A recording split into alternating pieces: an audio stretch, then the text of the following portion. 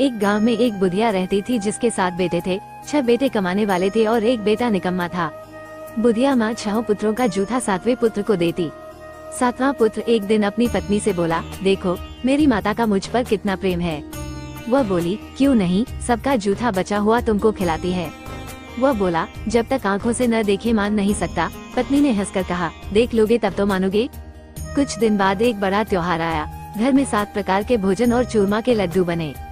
वह पत्नी की बात को जांचने के लिए सिरदर्द का बहाना बनाकर पतला कपड़ा सिर पर ओढ़कर रसोई में जाकर सो गया और कपड़े में से सब देखता रहा।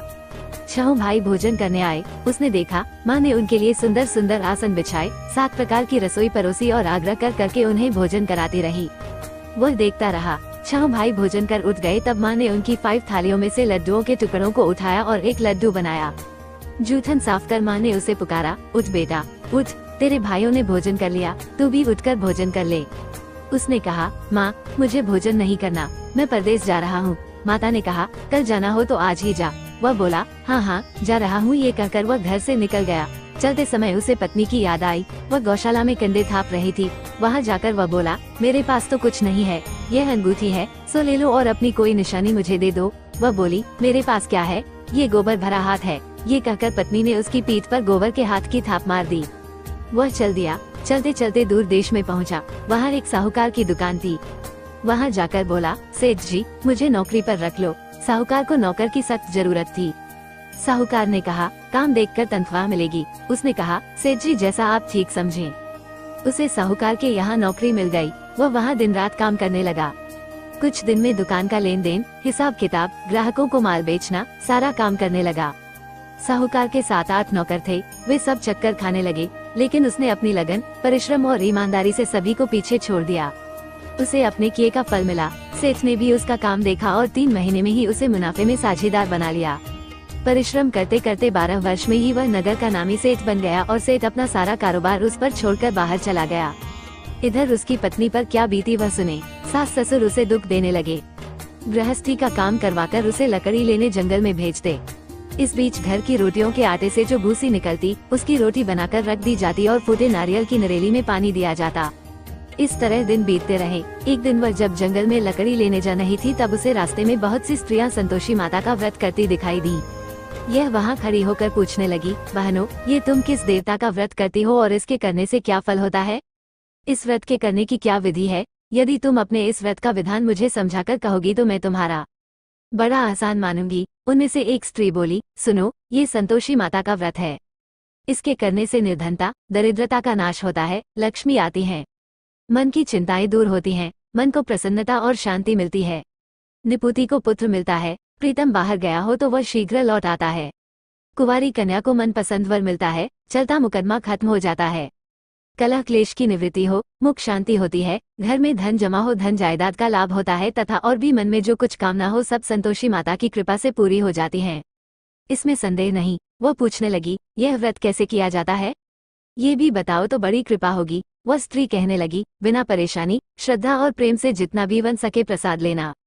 5.25 पैसे से 5.25 आने तथा इससे भी ज्यादा शक्ति और भक्ति के अनुसार गुड़ और चना लें। हर शुक्रवार को निराहार रहकर कथा कहना, सुनना, इसके ओम बीच कम नहीं टूटे। लगातार नियम पालन के करना। सुनने वाला कोई न मिले तो घी का दीपक जलाकर उसके आगे जल के पात्र को रख कथा कहना, परंतु नियम न टूटे। जब तक कार्य सिद्ध न हो नियम पालन करना और कार्य सिद्ध हो जाने पर व्रत का उद्यापन करना। 3 मास में माता पूरा फल प्रदान करती है। यदि किसी के ग्रह खोटे हैं भी तो माता 1 वर्ष में अवश्य उनको अनुकूल करती है। कार्य सिद्ध होने पर ही उद्यापन करना चाहिए, बीच में नहीं। उद्यापन में अधाई से आटे का खाजा तथा इसी अनुसार खीर तथा चने का साग बनाना। 8 बच्चों को भोजन कराना। जहाँ तक मिले देवर, जेठ, भाई, बंधु, कुटुंब के लड़के लेना, न मिले तो रिश्तेदारों और पड़ोसियों के लड़के बुलाना। उन्हें भोजन करा, यथाशक्ति दक्षिणा दे, माता का नियम पूरा करना। ध्यान रखना उस दिन घर में कोई खटाई न खाए। ये सुन वह वहाँ से चल दी। रास्ते में लकड़ी के बोझ को बेच दिया और उन पैसों में गुड़ चना ले माता के व्रत की तैयारी कर आगे चली।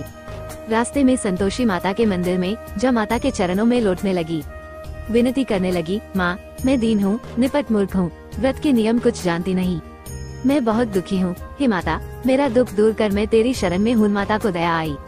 एक शुक्रवार बीता कि दूसरे शुक्रवार को ही उसके पति का पत्र आया और तीसरे शुक्रवार को उसका भेजा हुआ पैसा आ पहुँचा। ये देखकर जेठानी मुंह सिकुड़ने लगी, इतने दिनों बाद इतना पैसा आया, इसमें क्या बड़ाई है। लड़के ताने देने लगे, काकी के पास अब पत्र आने लगे, रुपया आने लगा, अब तो काकी की खातिर बढ़ेगी, अब तो काकी बुलाने से भी नहीं बोलेगी। बेचारी सरलता से कहती, भैया पत्र आए, रुपया आए तो हम सबके लिए अच्छा है।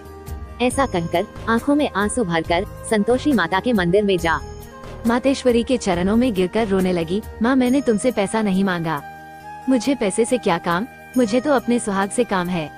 मैं तो अपने स्वामी के दर्शन और सेवा मानती। तब माता ने प्रसन्न होकर कहा, जा बेटी, तेरा स्वामी जल्दी ही आएगा। ये सुन खुशी से बावली हो वह घर आकर काम करने लगी। संतोषी माँ विचार करने लगी, इस भोली पुत्री से मैंने कह तो दिया कि तेरा पति शीघ्र आएगा, पर आएगा कहाँ से? वह तो इसे स्वप्न में भी याद नहीं करता, उसे इसकी याद दिलाने तो मुझे ही जाना पड़ेगा। संतोषी माता ने उस बुढ़िया के बेटे को स्वप्न में समझाया, पुत्र, तेरी घरवाली कष्टूठा 5 रही है। ये बोला, हाँ माता, ये तो मुझे भी मालूम है, परंतु क्या करूं, वहाँ कैसे जाऊं? परदेश की बात है, लेन देन का सारा हिसाब किताब है, कोई जाने का रास्ता नजर नहीं आता। आप ही कोई राह दिखाएं कि वहाँ कैसे जाऊं। माँ कहने लगी, सवेरे नहा धोकर संतोषी माता का नाम ले, घी का दीपक जला दंडवत कर और दुकान पर जा बैठना।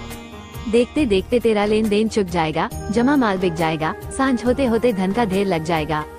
वह अगले दिन सुबह बहुत जल्दी उठा। उसने अपने मित्र बंधुओं परिचितों से स्वप्न में माता द्वारा कही गई बात कह सुनाई।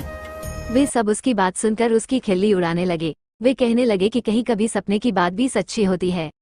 एक बूढ़ा व्यक्ति बहुत समझदार था। वह बोला, देखो भाई, मेरी बात मानो, इस तरह सांच या झूठ कहने के बदले देवता ने जैसा कहा है वैसा ही करना। तेरा क्या जाता है। बूढ़े की बात मानकर नहा धोकर उसने संतोषी माता को प्रणाम किया। फिर भी का दीपक जलाकर दुकान पर जा बैठा। शाम तक धन का ढेर लग गया। वह हैरान हुआ, मन में संतोषी माता का नाम ले प्रसन्न हो घर जाने के वास्ते गहना कपड़ा व सामान खरीदने लगा। सब काम से निपट अपने घर को रवाना हुआ। उधर उसको पत्नी जंगल में लकड़ी लेने गई। लौटते वक्त थक जाने के कारण संतोषी माता के मंदिर पर विश्राम करने बैठ गई।